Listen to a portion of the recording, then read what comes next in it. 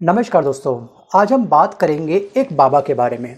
जी हाँ, भारत की सरजमी के ऊपर लाखों करोड़ों बाबा हैं, लेकिन ये वाला बाबा ना कोई आम बाबा नहीं है। ये है आपका झांगुर बाबा, जिनका धंधा था ताबीज बेचना और मकसद था भारत को तोड़ना, और भारत के अंदर रहते हुए ही भारत के अंदर धर्मांतरण की एक बहुत बड़ी फैक्ट्री को स्थापित करना इसका मेन मकसद था।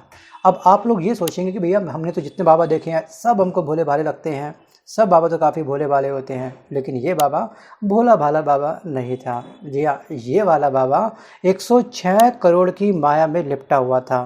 तो चलिए खोलते हैं इस फर्जी चमत्कारी बाबा की पोल और दिखाते हैं आपको कि कैसे धर्म और आस्था के नाम पर खेला गया इस बाबा के द्वारा एक सातिर खेल, और इस खेल के चक्रव्यूह के अंदर बहुत सारे हिंदू लोग फंसते चले गए।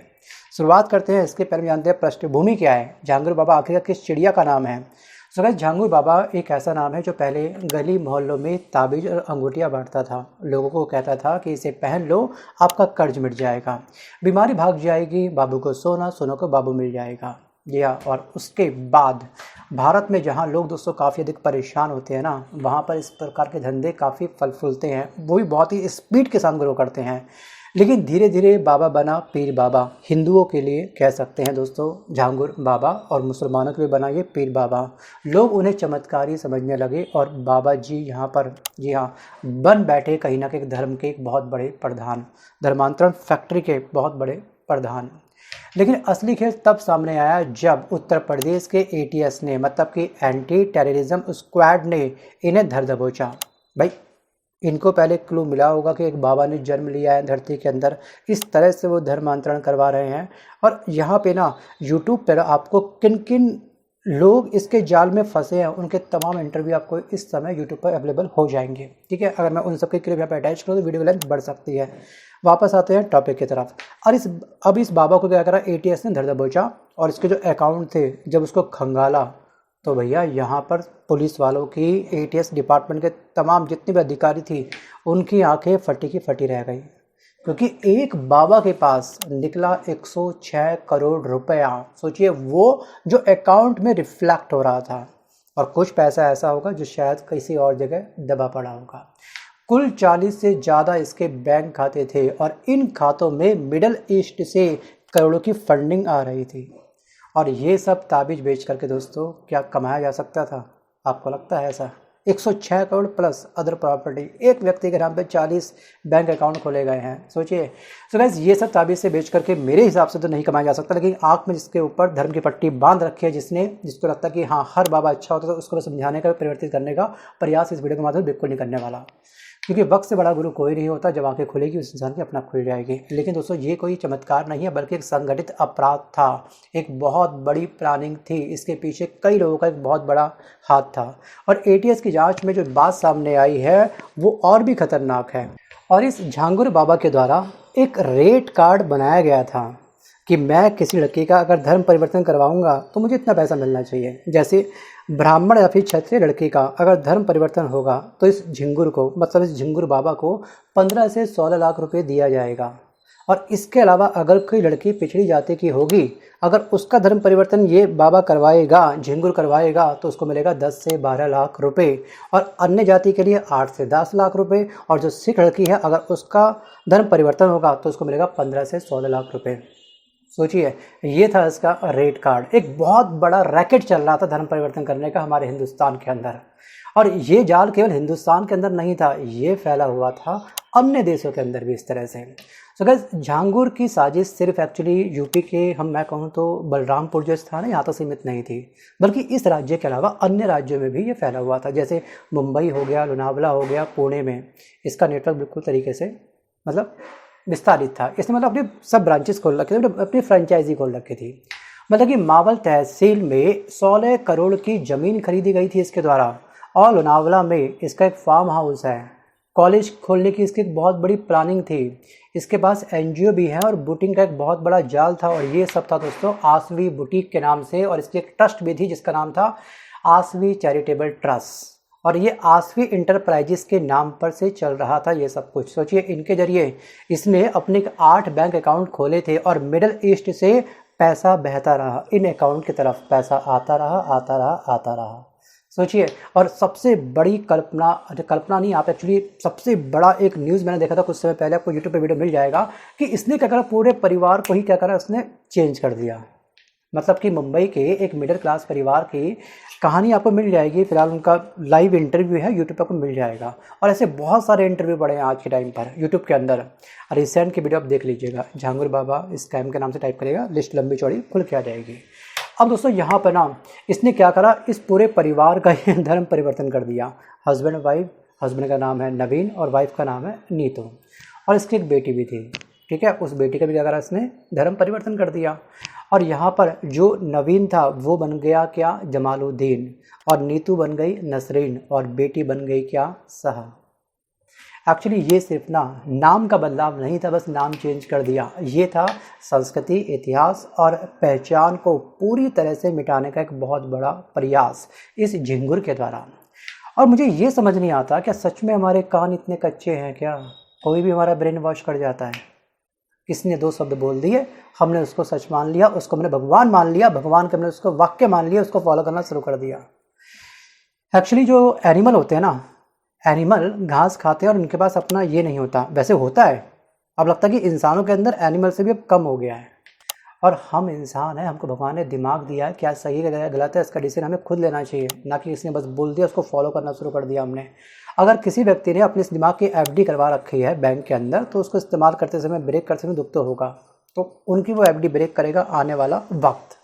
मैं किसी को परिवर्तन यहाँ पे नहीं करने वाला, ध्यान रखिएगा, आपका खुद का डिसीजन है। सब 18+ मैक्सिमम होंगे, तो आपको सही गलत का अंदाज़ा होना चाहिए।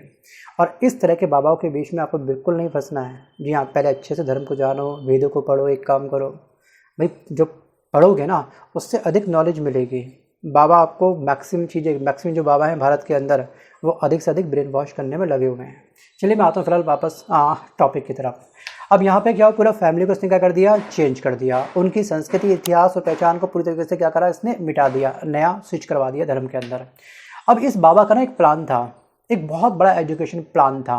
बलरामपुर में इसने एक ज़मीन खरीदी थी, राइट। और ज़मीन खरीदने के बाद पर उसमें एक बिल्डिंग तैयार कर रहा था। कुछ लोगों का अंदाज़ा ये था कि ये शायद इसमें अस्पताल बनाएगा, मतलब हॉस्पिटल ओपन करेगा। लेकिन अचानक से इस बाबा ने वहाँ पर प्लान अपना चेंज कर दिया। वहाँ पर हॉस्पिटल जगह पर क्या बनेगा, वहाँ बनेगा कॉलेज। सोचिए, ये बनाएगा कॉलेज। हमारे हिंदू धर्म के लोग इस कॉलेज में जाएंगे पढ़ने के लिए, क्योंकि कॉलेज में एक्चुअली पता क्या होता है, वहाँ पे आते हैं कच्चे दिमाग के छात्र, जिनका ब्रेन वॉश करना, जिनको बहकाना काफ़ी आसान होता है। मतलब कि बल्क में, बड़ी मात्रा में यह धर्म परिवर्तन करने का एक बहुत बड़ा प्लान रच रहा था, षड्यंत्र रच रहा था। सोचिए, पढ़ाई के नाम पर धर्मांतरण होगा, और अगर ये मॉडल चल जाता है, ये अगर कॉलेज स्थापित हो जाता, तो पूरी एक पीढ़ी यहाँ पर क्या होती, तैयार होती, जिसका दिमाग किसी और के इशारों पर नाचना स्टार्ट कर देता। और एटीएस ने जब और डेप्थ में इस बंदे की जांच करी, इस झिंगुर की जांच करी, तो झिंगुर बाबा ने 40 बार मिडिल ईस्ट की यात्राएं करी हैं, और उसके पास विदेशी मदद से भरपूर पैसा आ रहा था, कह सकते हैं। और भारत में संवैधानिक ताने बाने को तोड़ने की इसकी एक बहुत बड़ी कोशिश थी। अब यहाँ पर दोस्तों ध्यान रखिएगा कि यहाँ पर इसका नेटवर्क भारत के अंदर, भारत के बाहर भी बुरी तरीके से फैला हुआ था। नाइजीरिया, माली, रवांडा जैसे देशों में भी ये फार्मूला इस्तेमाल हो रहा है वर्तमान समय के अंदर। और आज हमारे देश में कई लोग एक्चुअली काफ़ी दुखी होते हैं, काफ़ी परेशान होते हैं, तो वो मूव ऑन करते हैं आस्था की तरफ, आस्था की तलाश में वो निकल जाते हैं। और ऐसे में झांगुर जैसे धोखेबाज, ठीक है, धंधेबाज, और उनके इमोशंस का फ़ायदा उठाते हैं, उनका ब्रेन वॉश करके उनको अपने धर्म की तरफ क्या करते हैं, झुकाव कर लेते हैं।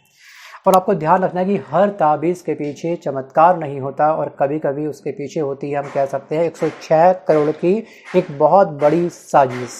और यहाँ पर जितने भी भक्त हैं, जितने भी हिंदू धर्म को पूरे दिल से मानते हैं, उन सभी से मेरी रिक्वेस्ट ये है कि सबसे पहले अपना हिंदू धर्म को जानो, तभी आप इन जैसे लोगों की साजिश में आने से बच सकते हो। कुछ लोगों को शायद ये भी नहीं मालूम होता कि हिंदू धर्म में आखिरकार 4 युग हैं, तो 4 युग कौन कौन से हैं। लोगों को बस केवल सतयुग और कलयुग पता होता है, बीच के 2 युग कौन से हैं, क्या आपको पता है? वीडियो को पॉज करके आप मुझे कमेंट करिएगा। अब हिंदू धर्म में हमारे 4 वेद हैं। 4 वेदों के नाम कौन कौन से हैं, क्या आपको पता है? भाई गायत्री मंत्र आपने सुना होगा, आपने बोला भी होगा स्कूल में, डेली प्रे के टाइम पर हमारा गायत्री मंत्र होता था।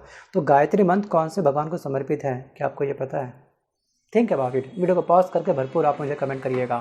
एक्चुअली हमारे जो हिंदू धर्म में 4 युग हैं, इसमें आपका सतयुग हो गया, त्रेता युग हो गया, द्वापर और कलयुग हो गया। 4 वेद में आपका है ऋग्वेद, यजुर्वेद, सामवेद, अर्थवेद, और जो गायत्री मंत्र समर्पित है दोस्तों वो है हमारी भगवान सविता को, यानी कि सूर्य देव को ये हमारा क्या है, ये मंत्र समर्पित होता है। चलिए एक बात और, साधु और संत में क्या डिफरेंस होता है बताइए। सोचिए, साधु और संत का नाम आपने सुना होगा ना, करिए इस पर रिसर्च थोड़ा सा भाई, थोड़ा सा तो एफर्ट्स आप भी लगाएंगे पक्का। और हमारे भारत के अंदर ना इस समय ये जो मंदिर वाला है ना, ये मंदिर कहीं ना कहीं बिजनेस में कन्वर्ट हो चुका है।